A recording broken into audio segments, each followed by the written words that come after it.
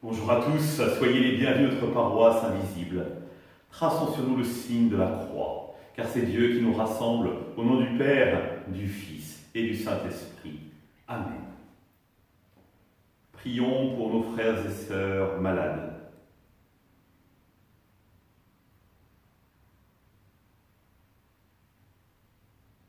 Prions pour tous les soignants et pour tous ceux qui œuvrent au bien commun.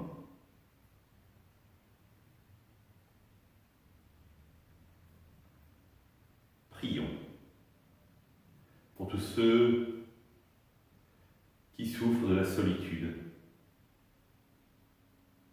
tous ceux qui vivent douloureusement le confinement. Que l'Esprit Saint vienne les visiter.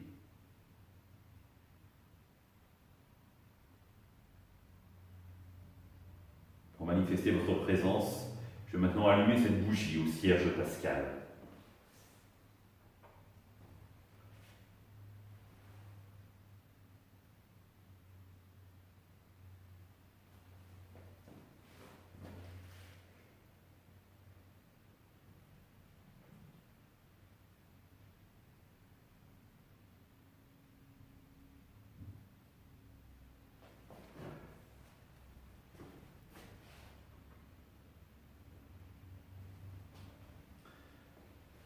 Dans l'évangile de Jean, en ce temps-là, Jésus disait à ses disciples : « Celui qui reçoit mes commandements et les garde, c'est celui-là qui m'aime. Et celui qui m'aime sera aimé de mon Père.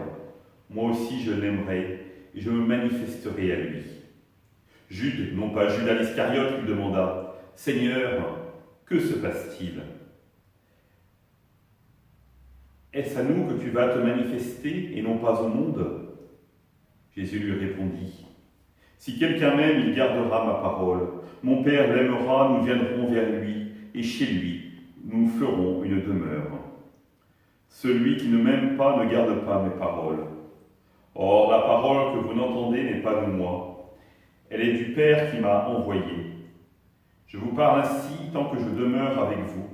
Mais le défenseur, l'Esprit Saint que le Père enverra en mon nom, lui vous enseignera tout, et vous fera souvenir de tout ce que je vous ai dit. » Acclamons la parole de Dieu. Louange à toi, Seigneur Jésus.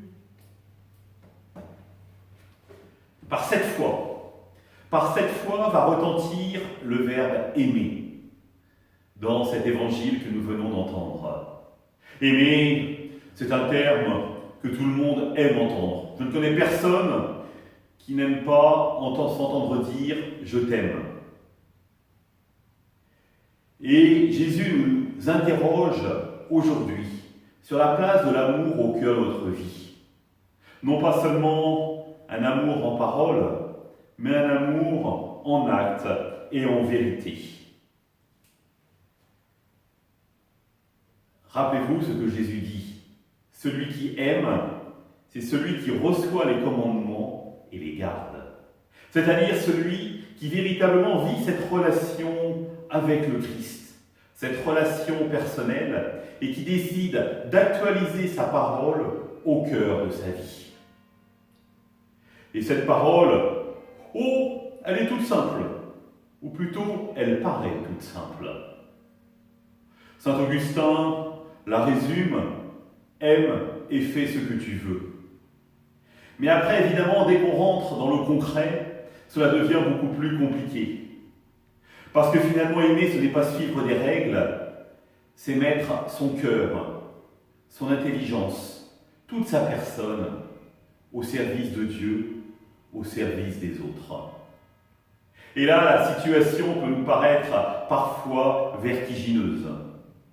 Car si nous le regardons bien, celui qui aime en perfection, c'est le Christ. Et mettre nos pas dans celui du Christ peut nous paraître parfois difficile. Mais heureusement, il y a une solution. Une solution d'ailleurs, nous n'avons pas entendu parler depuis 4 semaines. Seriez-vous capable de me dire laquelle ? Eh bien évidemment, vous avez trouvé l'Esprit Saint. Jésus et la liturgie, à partir de la 5e semaine, nous invitent à nous tourner résolument vers l'Esprit Saint. Et donc, nous allons mesurer, durant ce temps qui nous sépare de la Pentecôte, ce que nous apporte l'Esprit Saint. Et donc, ce que nous attendons de lui. Finalement, quelque chose de très simple, nous apprendre à aimer en acte et en vérité. Oui, Seigneur, envoie-nous ton Esprit. Envoie sur chacun de nous ton Esprit Saint pour que nous puissions véritablement vivre de ta vie. À demain!